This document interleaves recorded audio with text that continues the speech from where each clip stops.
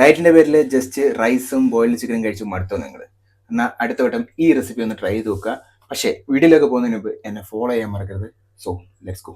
ആദ്യമേ നമുക്കൊരു non stick pan വേണം. ചിക്കൻ ബോയിൽ ചെയ്ത് വെച്ച് വെക്കുന്നത്. പിന്നെ എണ്ണയ്ക്ക് പകരം കുറച്ച് ബട്ടർ. ഇത് ഒരുപാട് ചേർക്കത്തില്ല, ജസ്റ്റ് ടേസ്റ്റിന് വേണ്ടി മാത്രം. ഇത്ര മാത്രമേ നമ്മൾ ബട്ടർ ചേർക്കുന്നുള്ളൂ, അധികം ബട്ടറൊന്നും ചേർക്കുന്നില്ല. ഓണിയൻ ഇട്ട് കൊടുക്കാം. ഇഞ്ചി ഗാർലിക് പേസ്റ്റ്. ചിക്കൻ സ്റ്റോക്കാണിത്, ചിക്കൻ സ്റ്റോക്ക്. ഓൾറെഡി വേവിച്ച് വെച്ചേക്കുന്ന ചിക്കൻ്റെ സ്റ്റോക്ക് അത് റെഡി ആകുമ്പോഴത്തേക്ക് ഒരു spoon, just 1 spoon Schezwan sauce. കാരണം ഇതിനകത്ത് ഓയിലുണ്ട്, അതുകൊണ്ട് തന്നെ നമുക്ക് 1 സ്പൂൺ മതിയാവും. അപ്പോൾ ഇത് ഓൾമോസ്റ്റ് ഡ്രൈ ആയി വരുമ്പോഴത്തേക്ക് നമുക്ക് 2 എഗ്ഗ് ഇതിനകത്തോട്ട് കണ്ടൻറ്റ് പയ്യനെ ഇതൊന്ന് ഇളക്കി കൊടുക്കാം.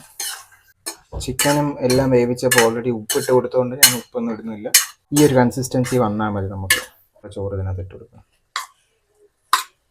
ഫ്ലെയിമിൽ ഇതൊന്നിങ്ങനെ നല്ലോണം മിക്സ് ചെയ്ത്. യെസ്, അപ്പോൾ നമ്മുടെ സാധനം ഇവിടെ റെഡി ആയി കഴിഞ്ഞു. ഇത് എല്ലാ ദിവസവും കഴിക്കാൻ ഞാൻ പറയത്തില്ല, പക്ഷേ നിങ്ങൾക്ക് ഇടയ്ക്കിടയ്ക്ക് ബോറടിക്കുമെന്നുണ്ടെങ്കിൽ റൈസും ചിക്കനും മാത്രം കഴിക്കുന്ന ആൾക്കാരാണ് ജസ്റ്റ് ഒന്ന് ട്രൈ ചെയ്ത് നോക്കുക. അടിപൊളിയാണ്, ടേസ്റ്റിയാണ്. അതുകൊണ്ട് തന്നെ നിങ്ങൾക്ക് ഇഷ്ടപ്പെട്ടില്ലെന്നുണ്ടെങ്കിൽ ഒന്ന് കമൻറ്റ് ചെയ്ത് അറിയിക്കുക. ഇഷ്ടപ്പെട്ടാൽ ഫോളോ ചെയ്യാൻ മറക്കണ്ട. Okay, by.